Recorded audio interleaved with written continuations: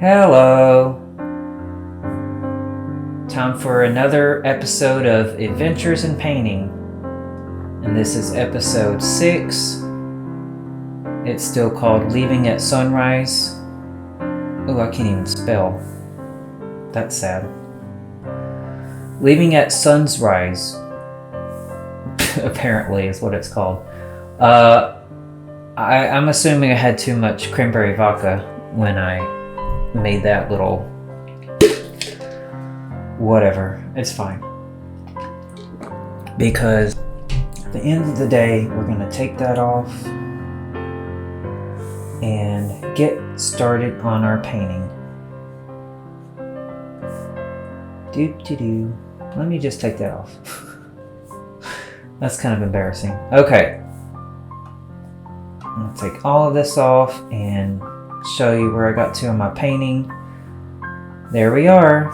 Did a lot more on the grass stuff in the background, and I did a bit more on the sky, and then I worked on my cabin, and I added this path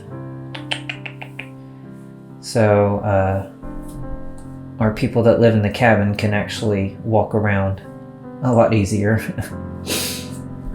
So there's where we are. And then this episode we're still going to talk about lucid dreaming, and I have an article that I'm going to share after we get going on something. We'll find something to work on in this painting, and then we'll get to all that.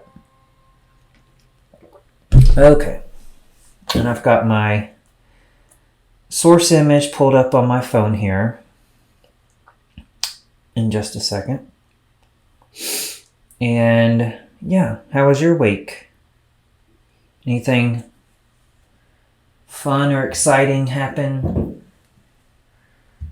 If you're following along with each release of these episodes, it's been about a week. Anything fun? Did you have any dreams? Did you hear that last episode about lucid dreaming? Maybe you tried some of the methods, looked it up. If you've had any interesting dreams or lucid dreams, I'd like to hear about them in the comments below, so leave a comment. Okay. I thought we could work a little bit more just on the background back here. It just needs some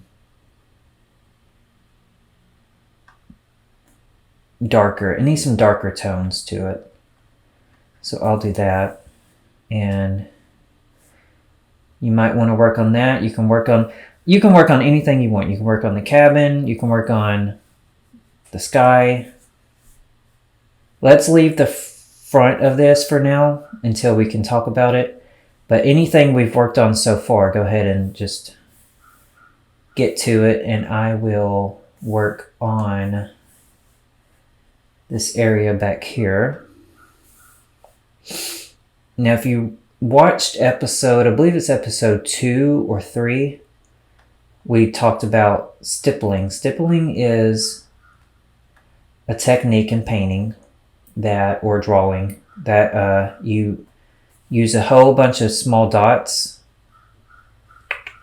everywhere in semi-random patterns, and it does a lot of the work for you. It kind of builds shapes and shadows and highlights and all kinds of stuff. So I'm going to be using stippling.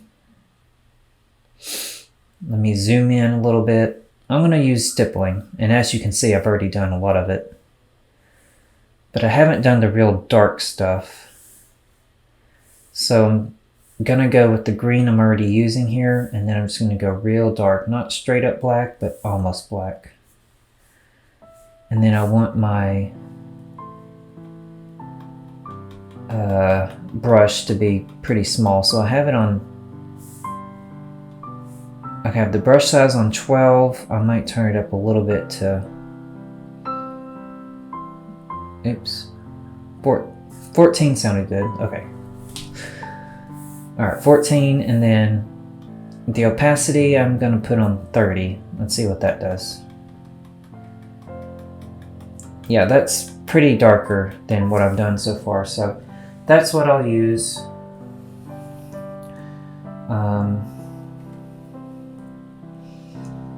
And then I'll do a bunch of the shadows and stuff. I like to do the shadows first and then you do highlights on top. But you can do it however you want. It's your painting. No one's gonna fault you for it. Alright. Yeah, so back to the lucid dreaming topic. There's different methods. One method is called mild, M-I-L-D, mnemonic induction lucid dreaming. So mnemonic induction lucid dreaming, that means you're repeating phrases. You could also call it mantra induction, or mnemonic induction. And what it is, you repeat the phrase, and you can come up with your own phrase or just use what I'll give you, or find something on the internet that you like better. One popular one is you just say, the next time I'm dreaming, I will remember that I'm dreaming. And you can say that as you're going to bed. You can say it all day long, and then as you're going to bed. And then also if you wake up in the middle of the night, as you're going back, if you're drifting back to sleep, you can say it then too. So it's really powerful if you say it while you're drifting back to sleep, because that's when your subconscious is open. It's listening. It's I can't remember. I don't remember what they say, but it's malleable. Suggestion. The power of suggestion is stronger when you're groggy.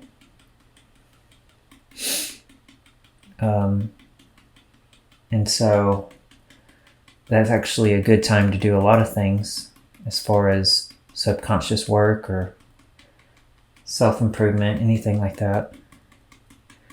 So let's say you wake up in the middle of the night.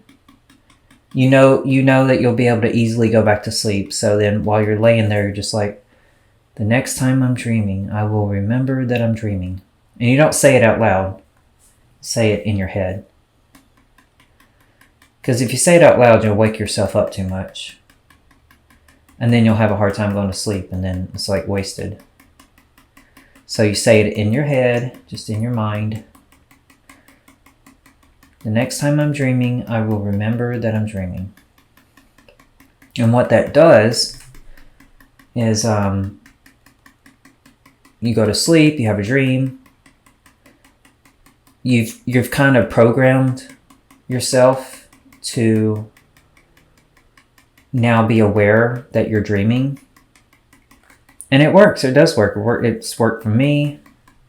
It's not my go-to method, but it does work for me. I've had success with it. Lots of people have had really good success with it. So try that. That's probably the simplest thing to do. Now this is after, if you've watched the last episode, we've already talked about recording your dreams and all that. Recording your dreams is very important. You need to be able to remember your dreams. You have to. That is very, very important. Otherwise, A, if you have a lucid dream and you can't remember it, then what was the point? And B, it just helps increase your dream awareness. So, yeah, you should be doing that, and then try one of these methods. Mild, M-I-L-D, mnemonic induction, or mantra induction.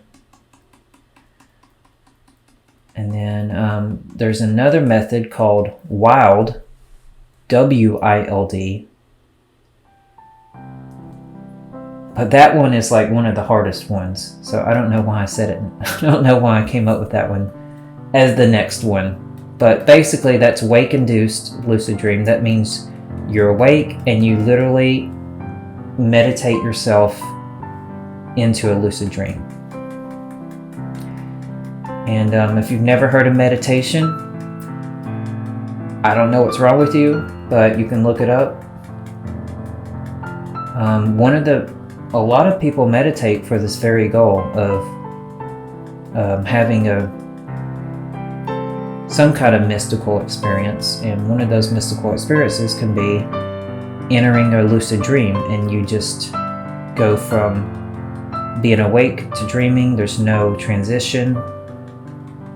You don't lose consciousness, and you already know who you are. You know you're dreaming, and you can do whatever you want. So that's wake-induced. Now I won't give the methods right now because that's advanced. So the next method that I can talk about is WBTB. WBTB, wake back to bed. That is a very powerful method. And it's not hard either. It's actually really easy. So what you do is you go to bed, you set an alarm to wake you up in about, I believe it's like 3 to 5 hours after you've gone to sleep. Basically, you want to wake up around 3 a.m. 3 a.m. is the magic hour. And it can be before or after that too. That's not like set in stone, but 3 a.m. that's the target. And so you wake up, you get up, you have to wake yourself. Okay, so you wake yourself up a little bit without waking yourself up too much. Very important. And I guess that's the hard part. You do have to wake yourself up a little bit, but if you wake yourself up too much, then you might not be able to go back to sleep. And that's a problem. But if you do it right, you get up, don't talk, don't say anything out loud.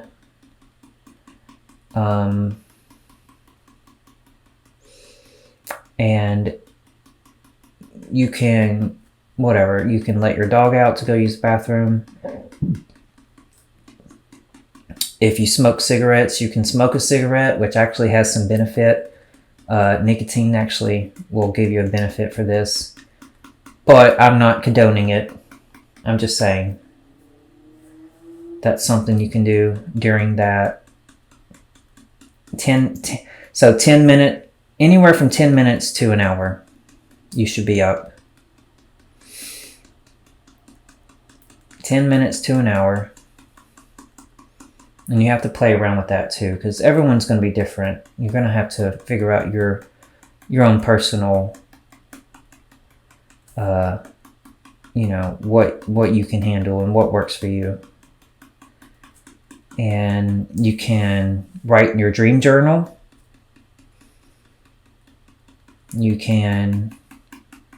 I've watched TV. That actually works really good because a lot of times I'll go into a dream of some kind of show I just watched. So there's a benefit for that.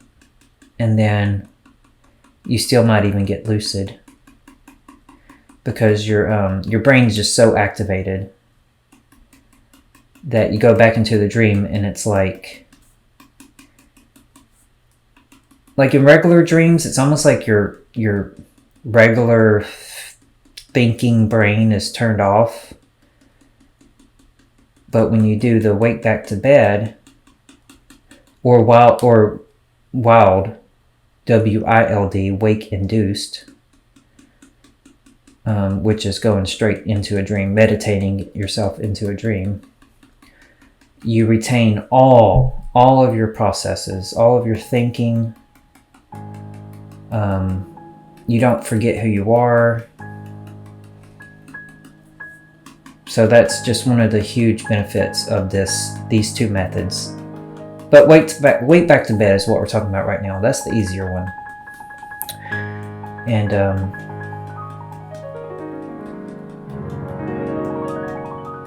you go back to bed. Hopefully you haven't woken yourself up too much. And you just go to sleep as normal. Now you can,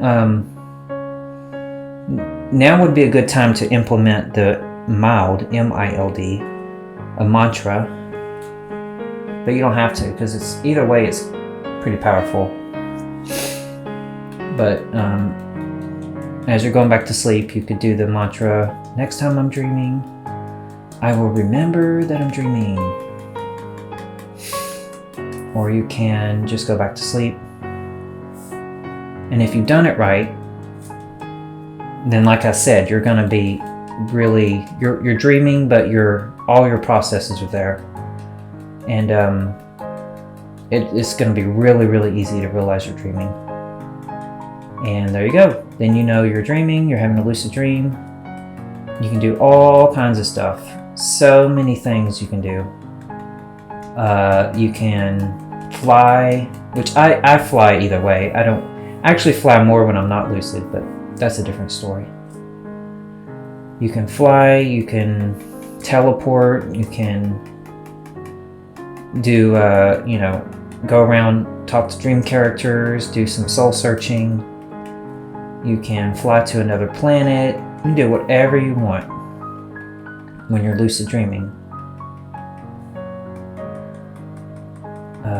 And maybe in the next episode, we'll give some good ideas on what to do.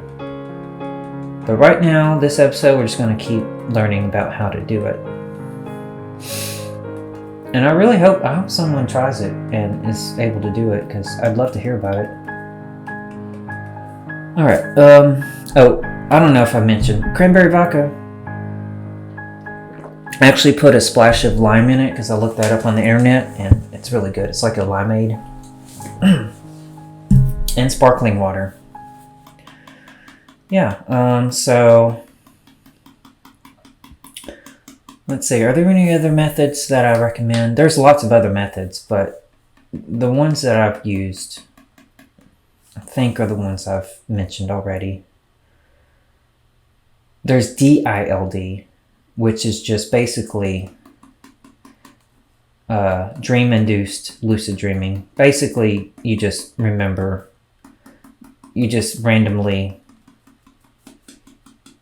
you're in a dream and you just randomly realize, oh, I'm dreaming.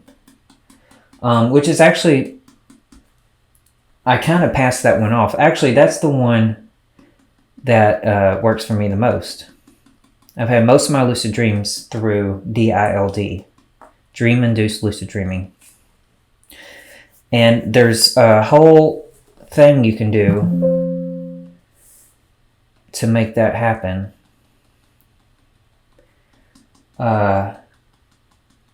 Called reality checks. You do these during the day. Reality checks. What are reality checks? You're constantly questioning reality. Am I dreaming? Am I awake? What's happening? Now you know you're awake. That's not the point. You gotta suspend belief a little bit and just like really ask, am I dreaming? Am I awake? And then you do a reality check. My go-to reality check is counting my fingers. Sorry, my pen rolled off the... Weird noises. Sorry. Am I dreaming? Every time you hear a weird noise, say, am I dreaming? Do your reality check.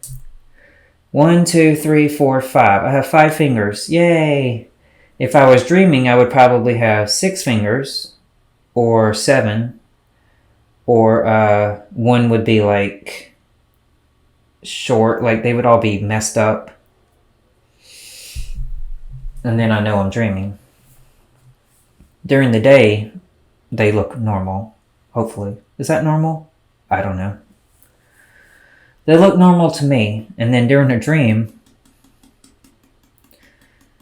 they will look abnormal. And then I'll be like, oh, I'm dreaming. Okay. And then I know I'm dreaming. Lucid dream. So that's something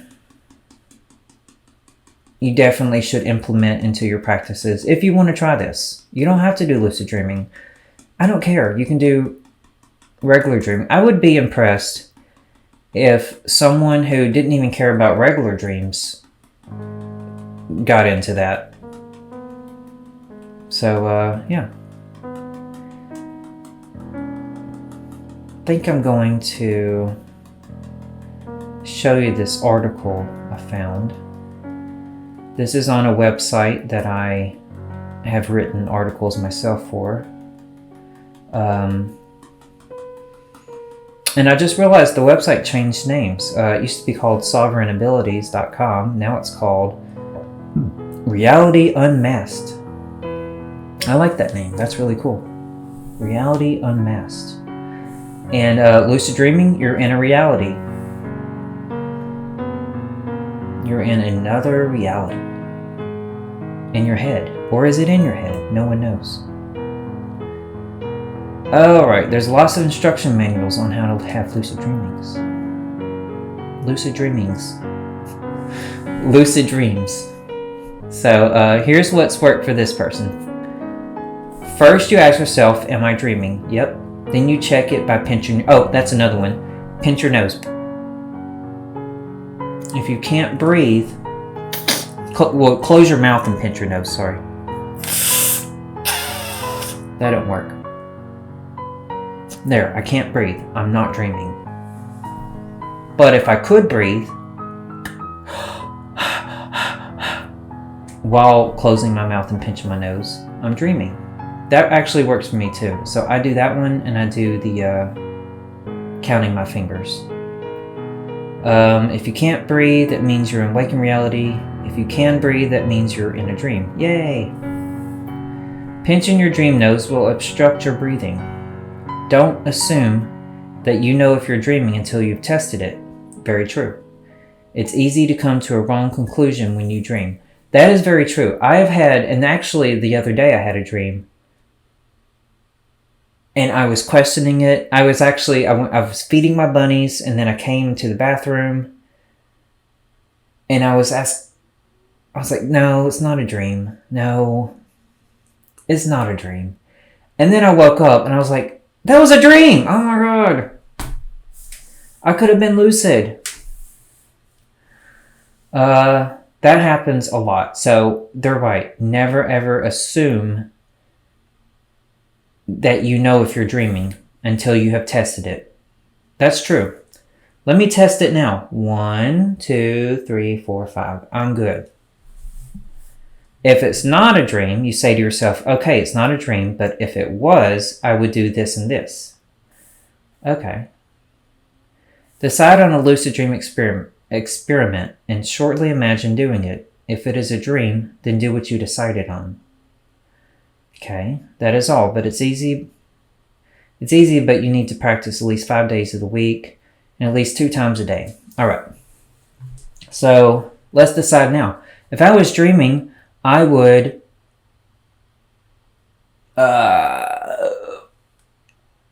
make my painting come alive. Right? So am I dreaming? 1, 2, 3, 4, 5. I'm not dreaming. So I can't make my painting come to life. I'm sorry. Don't be upset. It's still nice though, right? Does it look okay? I'm still working on it. But no, it's not coming alive, unfortunately. Now I'm going to imagine I'm dreaming. This time I'm dreaming. Oh, my painting, it's like everything's moving and there's people coming out of the cabin. Oh, hello. So that's the experiment, I guess. If you're not dreaming, you do the reality check during the day. When you realize you're not dreaming, you just imagine what you would do if you were dreaming and just play that out in your head. And also do this, like I said, at wake back to bed. You've woken up, you've been up for 10 minutes to an hour. You're going back to sleep, drifting off. Do this same imagination experiment. It will amplify whatever you're, what we're just talking about. So yeah, good article so far. Let me do some more stippling. Stippling takes forever, okay? Look, I'm sorry. I don't have a magic wand to make it just go a lot faster. If I did, the painting would be done, but then where would all the fun be? And you wouldn't get to hear me talk about lucid dreaming. See? There's always a reason to do things. I don't know. Okay, we're good. I'll go back to the article in just a second. Don't worry. I'm just doing some more stippling. Alright. And I'll talk about my dreaming history. I've always been a vivid dreamer. I've had vivid dreams all my life. It's like a second life to me. I don't know what I would do without it. I go to bed every night. I can't wait to see what's going to happen. There's a relationship to my dreaming life that is unparalleled to anything else. I can't even explain it. I'll do my best, but I love dreaming. And then lucid dreaming in about 2017, 2018. It's 2023 now, just in case you didn't know. Or you're watching this far into the future. About 2018, I believe it was. And I had known about lucid dreaming for a long time, but I just never did the practices. I read a book by Robert Wagner. He is sort of a famous lucid dream author. Too much vodka cranberry. Every time I mess up, we're going to blame it on this. Anyway, he writes books about lucid dreaming. And he wrote a book, and he had some methods in there. But this book is called Gateway to the Inner Self by Robert Wagner. It's not really how to lucid dream. It's about all the awesome stuff that you can do when you're lucid dreaming. We might get to that too. Maybe this episode, I'm not sure. But he's got some really, really cool things to say. And that book inspired me so much that within a few days, I had my first lucid dream. Just reading it. So I owe a lot of it to him. And I want to thank you. Thank you, Robert Wagner. Thank you, Robert Wagner. Thank you. Appreciate it. You're pretty cool. I like you. I had my first lucid dream after reading a few chapters of that book. Maybe the whole book. I can't remember. And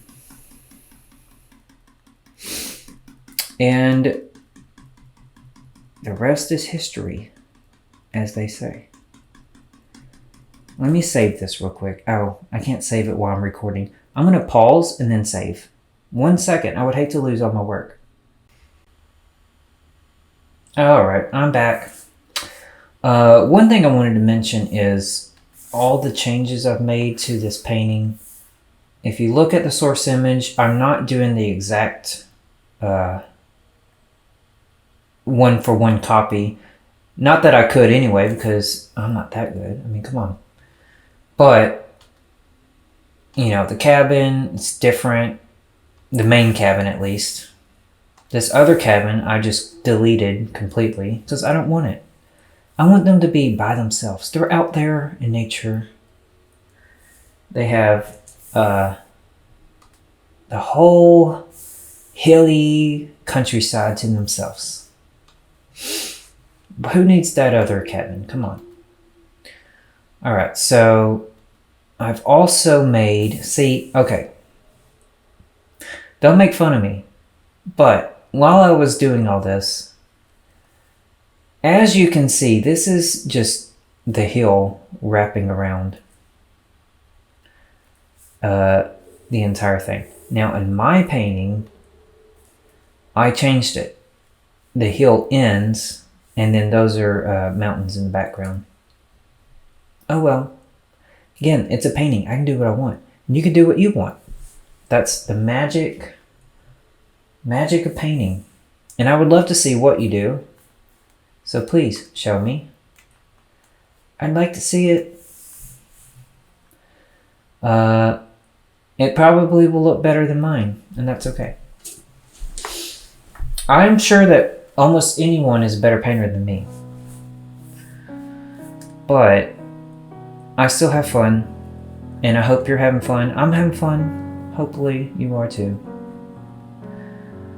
Okay, so I've done a lot of my stippling. I think at this point I'm ready to do some midtones and highlights. So I want to get back to that article and see what they have to say next. So we were right here. If you are like me, then on some days, even that will be hard. Okay, well. And so on those days, there's a simpler exercise. Whoa, simpler. I like simpler. Just ask yourself, am I dreaming? Then think about it for a few seconds, and then look at your hands and shortly examine them. I already gave you that. Oh, that's all. You don't need to find irregularities or do anything else. If you do this regularly, that word, when you can't do the full reality test, your subconscious will push your hands into your view during a dream to remind you that you were dreaming. That's never happened to me. That's actually something that I think they got this from Robert Wagner. Maybe not, but that's never happened to me. But Robert Wagner says that just examining his hands, and then like one day he was having a dream and then they just kind of like shoved themselves in front of his face. It was really funny.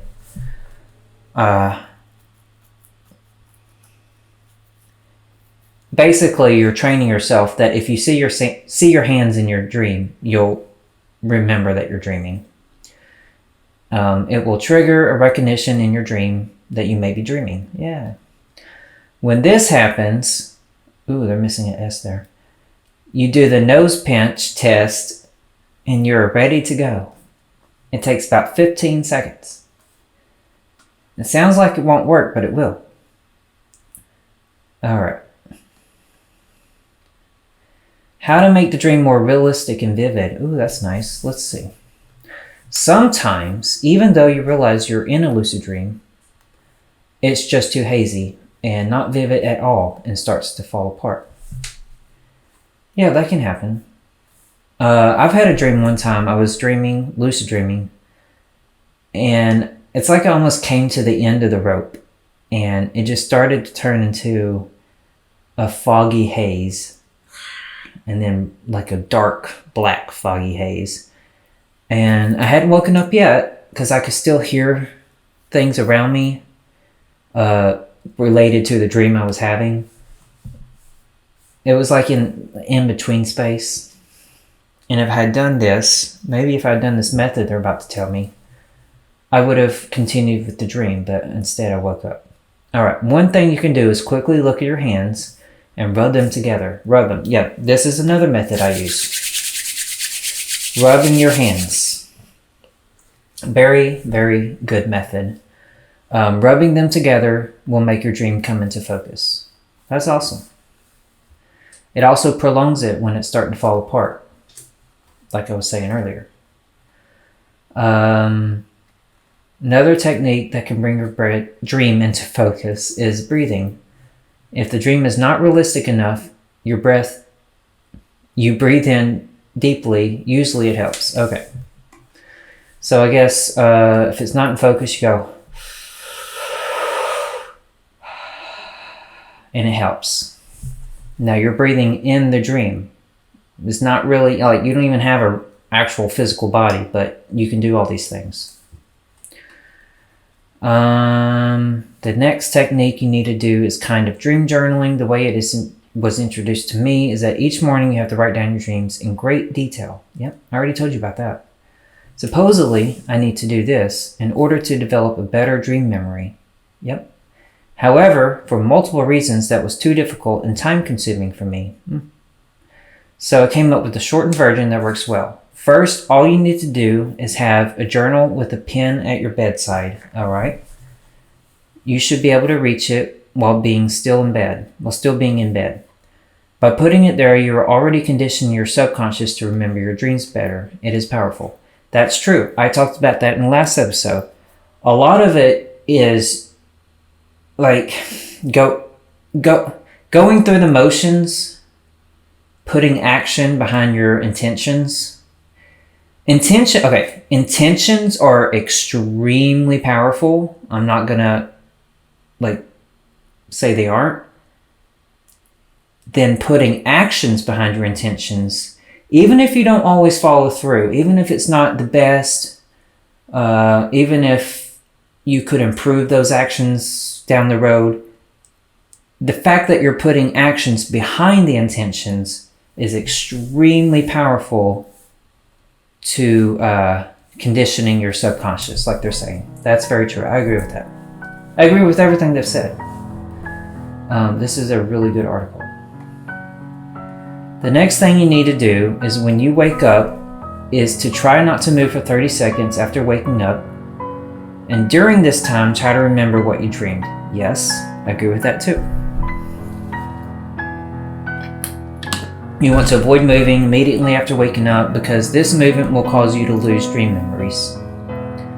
That is so true. Most of your, if you were going to remember a dream immediately after waking up, it's going to be within those first 30 seconds. Maybe even the first 10 seconds. And you have to condition yourself to,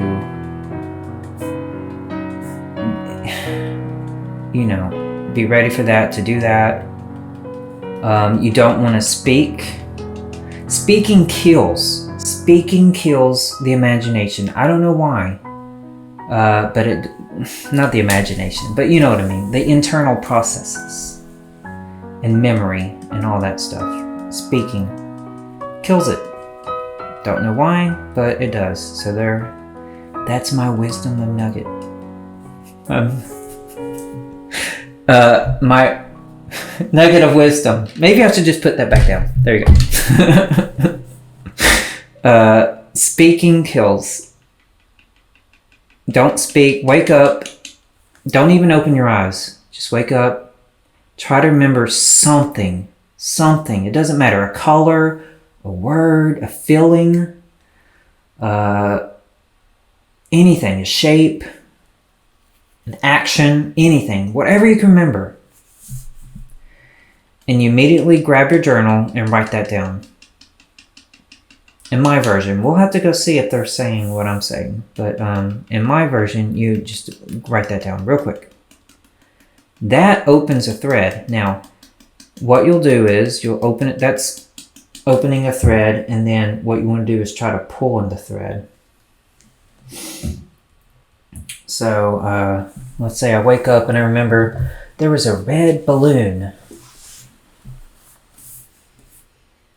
Well, why was there a red balloon? What was I doing? Where was I? I was. Oh, that's right. I was at the park. And there was this balloon man, and he let this balloon go, and there's a red balloon that flew up into the air. Stupid man. He shouldn't let balloons go. That's bad for the animals. And that's what you do.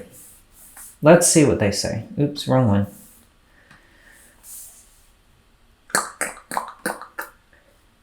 You want to avoid moving immediately after waking up, yes, because the movement will cause you to lose dream memories, yep. Then reach for the notebook and write down 2 things, yep. See, I was right. You reach immediately for the notebook, write down 2 things first if you succeeded. If you succeeded in not moving your body immediately after waking up. If you fail, write down how much time has passed after your first movement until you realize that you shouldn't have moved. I'm sorry. Second, if you remember any dream shortly, go after it in your mind and write down a few keywords from the dream. 2 to 5 keywords should be enough, or even just 1, doesn't matter. If you don't remember any dreams, write down the sentence, I'm open to the possibility that I may remember my dreams during the day. I like that. Also put a date on the entry.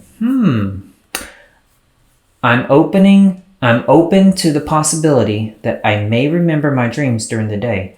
That's actually really cool. That's sort of a mantra type thing. And your subconscious will take notice. I like that. And that actually happens a lot. Let's say I can't remember my dreams. That does happen. You wake up, you know you dreamed. You know you did. But it's just like too far to reach. Hang on, I'm going to lighten this up a little bit because it's time to do a lighter, a mid-tone, I think. And then it might hit me in the shower. It'll hit you when you're relaxed, for sure. And so it hits me in the shower, it hits me at work. Oddly, I don't know why, but it does like to hit me when I've seen something during the day that also was in my dream. I can't explain that. And then obviously I remember my dream. I'm not going to say that it was a psychic dream. I don't know what to think of that. Sorry, my computer's doing, it's moving on its own.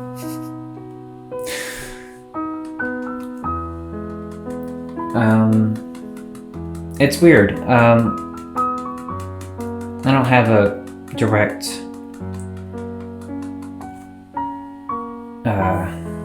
hang on, I don't like this color.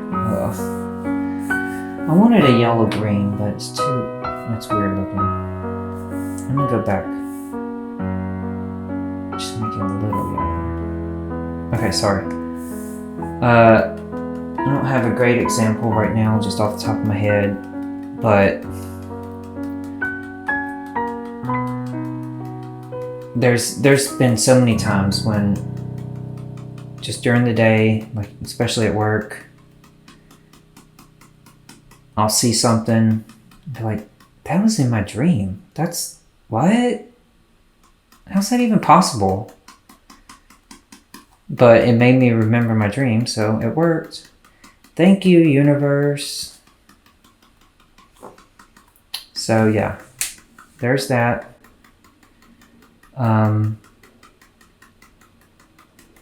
You can remember your dreams at any point during the day. Even on your way to sleep the next night.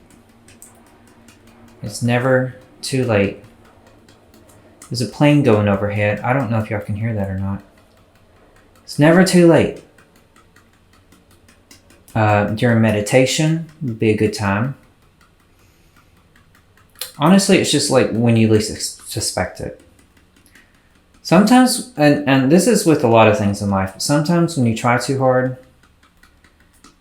it like makes it further out of grasp. I don't know why life is like that, but it is. I'm sure you've noticed. Unless you're just oblivious to everything. Hopefully you're not. But Yeah. I've had, so honestly, I think I should pull up one of my lucid dreams. It'd be a good, yeah, hang on. I'm going to pull up one of my lucid dreams and we'll talk about that. By the way, this is my group on Facebook. It's called Mind Venture Club, Lucid Daydreaming. That's another topic. That's fun too. Creative arts, short stories. So I have something here where I recorded my dreams.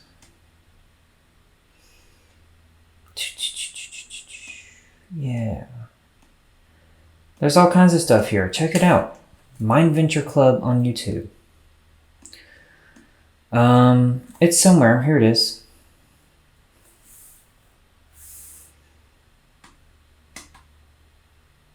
I think it's gonna go to it. Okay. Right. So let's see.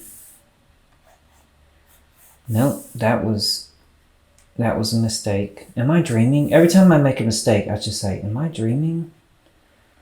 And then do a reality check. 1, 2, 3, 4, 5. No, I'm good. I'm good.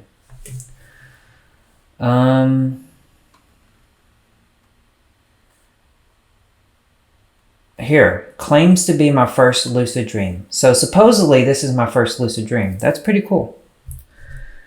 And it's from 2017, so I was a little off on my timing. I found myself standing at the edge of a large lake at nighttime. And in the distance, I could see a large house that was only part of the backdrop in my previous dream. So, yeah, I was already having a dream before I came lucid, and I had already seen this house across the lake. And so when I got lucid, I decided to check it out. As I flew closer, the house changed and reformed from a small white blob into sort of a farmhouse. Sort of like the retexturing you get in video games as you get closer to things due to lack of processing power. So that's kind of like pixelation, like when you're playing a video game and it starts out like just this weird blob, and then the closer you get, it pixelates into sharper edges and images, and then you see the actual thing. So it made me kind of curious what I was flying towards. When I landed on the dock, I reminded myself that I was dreaming and rubbed my hands together.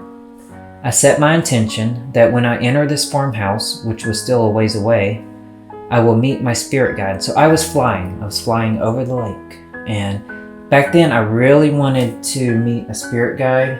I had this conception that spirit guides would be a sort of internal companion, friend.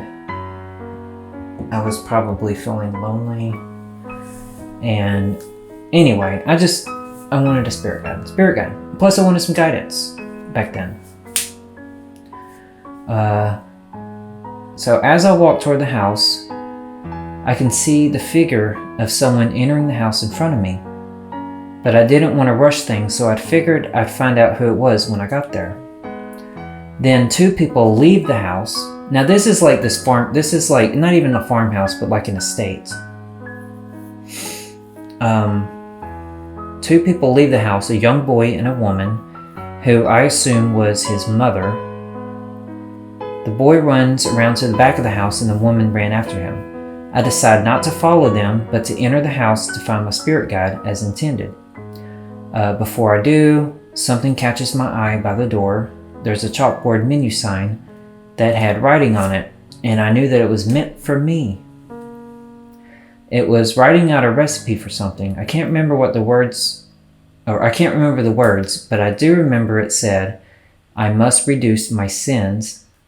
Actually, I think it said malice to 0. So it said, I must reduce my malice to 0. Then it turned gibberish, so I finally went inside. Okay, we'll finish that in a second. I actually remember this dream. And one of the things about writing down your dreams, when you reread them, it sort of makes them come back alive in your mind. I can see the images. Everything it's describing, I fully remember. So it's really important to write down your dreams. And I'm not sure if this was my first lucid dream. There's possibilities that I had lucid dreams before this and just didn't realize that I was lucid, or just didn't remember the dreams. This is my first recorded lucid dream, at least. It's very important you make the distinction. A lot of people think lucid dreams just mean vivid dreams. No. To have a lucid dream, you have to know that you're dreaming. Without a doubt, you know that you're dreaming. A vivid dream is just a very, very vivid dream. There might be some awareness, but it's not a lucid dream unless you know you're dreaming. That's the absolute definition. You have to know you're dreaming.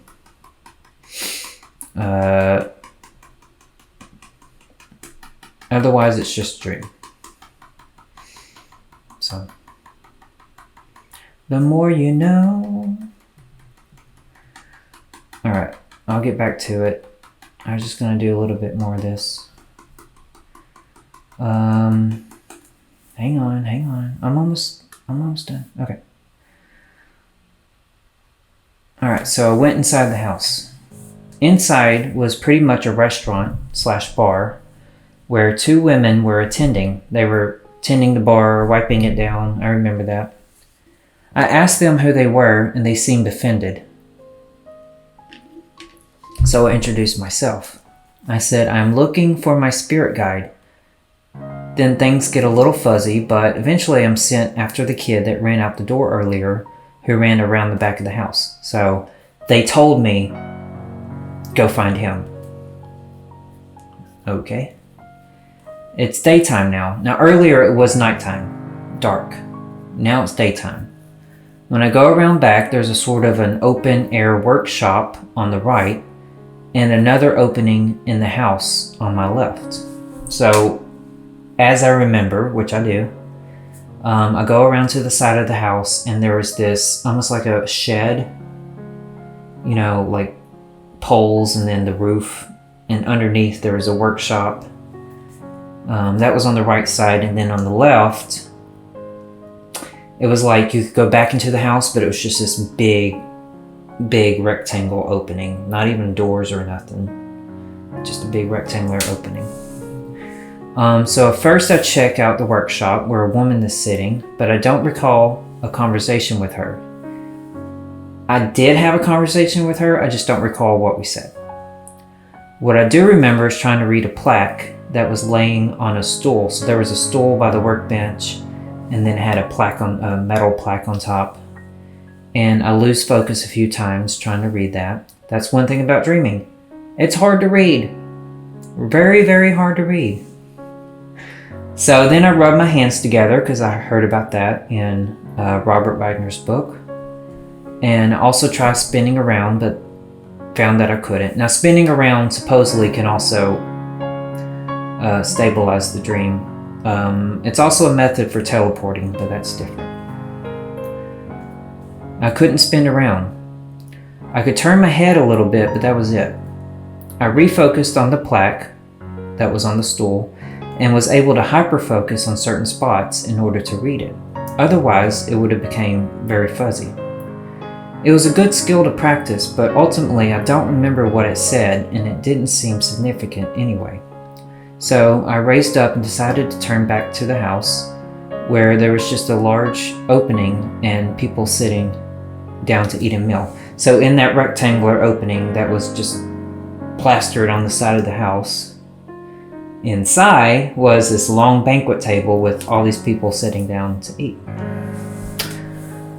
Wow. We'll get back to it.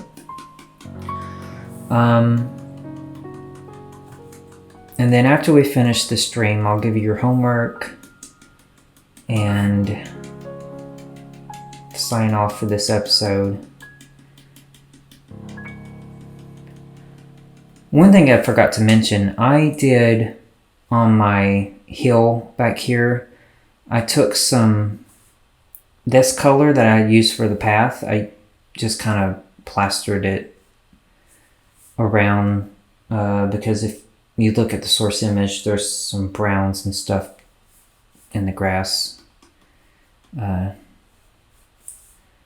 So there's that. On my house, I modified it.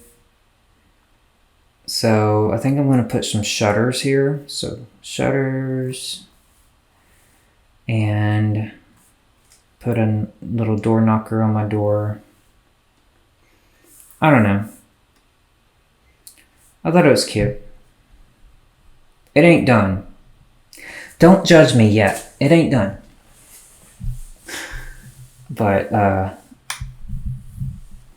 yeah, that's where we are.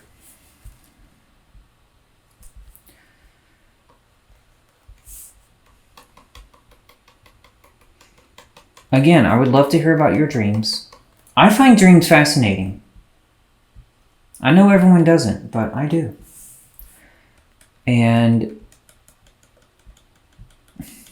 it'll change your life. If you're not in the dreaming world, if you don't remember your dreams often and just haven't really cared about them, please try this.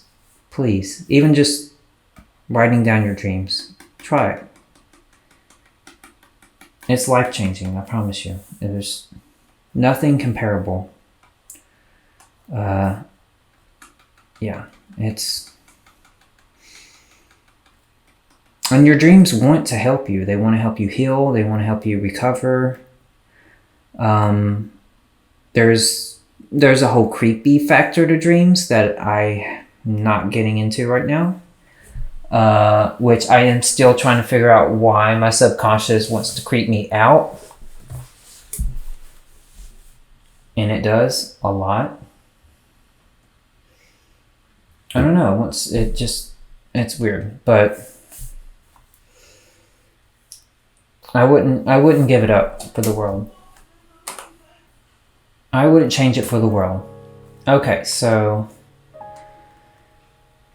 I go into the place where they're all eating at that big banquet table. I go inside and begin asking for my spirit guide again. I really wanted to talk to my spirit guide. And to be honest, I haven't met a spirit guide yet. Well, that's a different story. But anyway, one lady was very hard to hear, and I had to ask her to repeat herself a couple times. Then it turned out there wasn't really a lady there, but some kind of object that the voice was coming through. I think it was like a radio or something like that.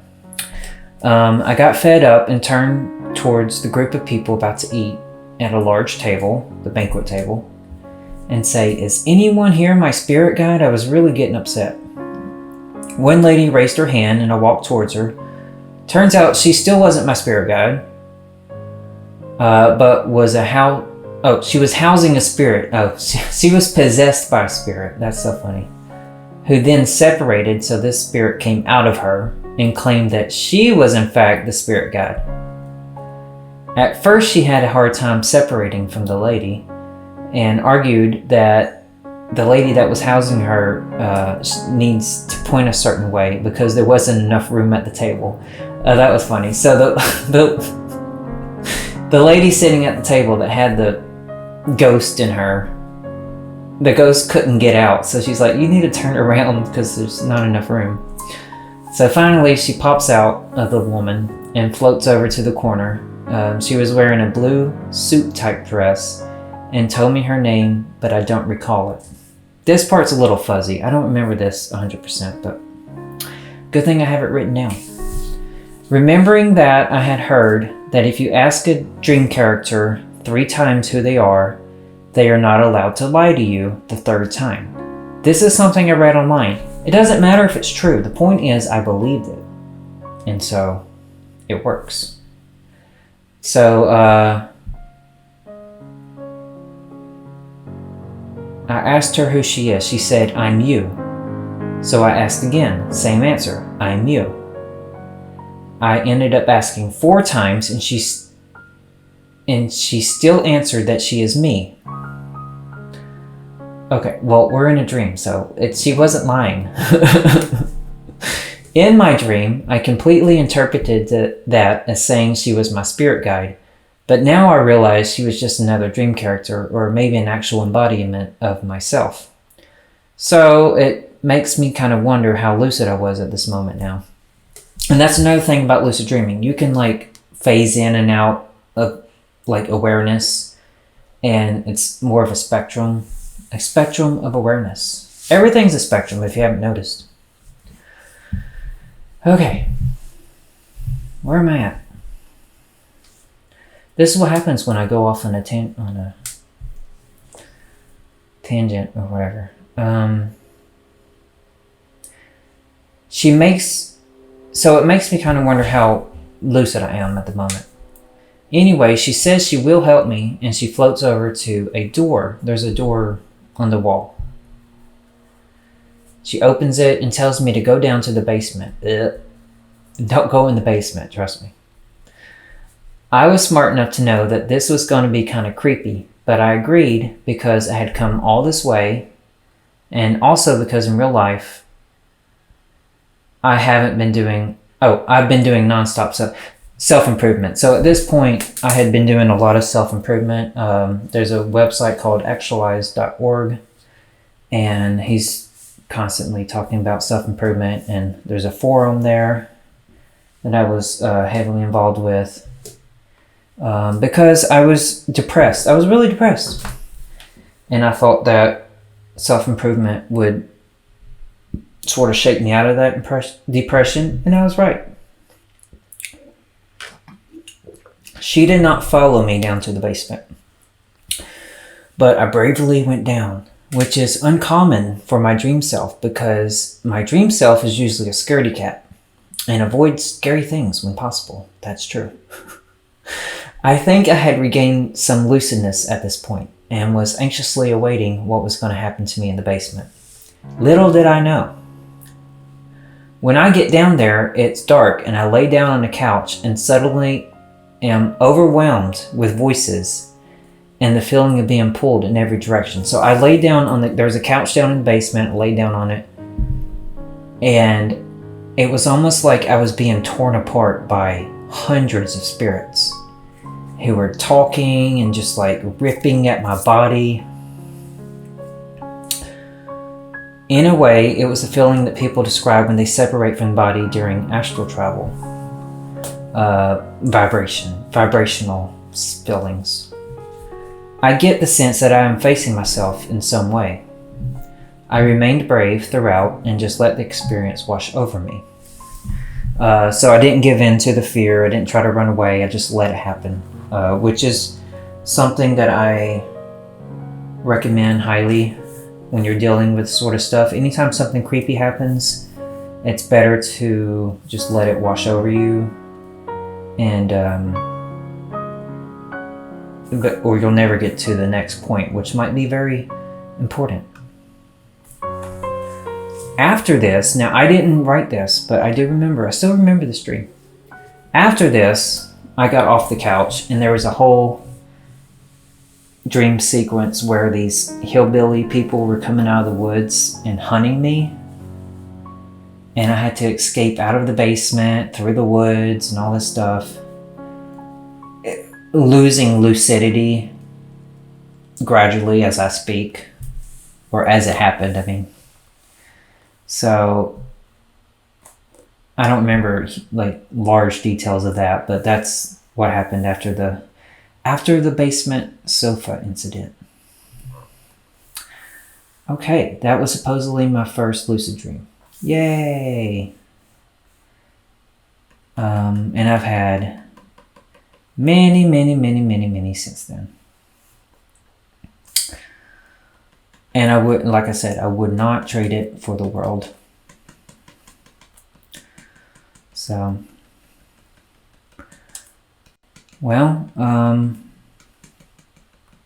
looking back at the painting here, there's just really detail work that needs to be done. I don't think we need to do this on screen, so this is going to be our homework.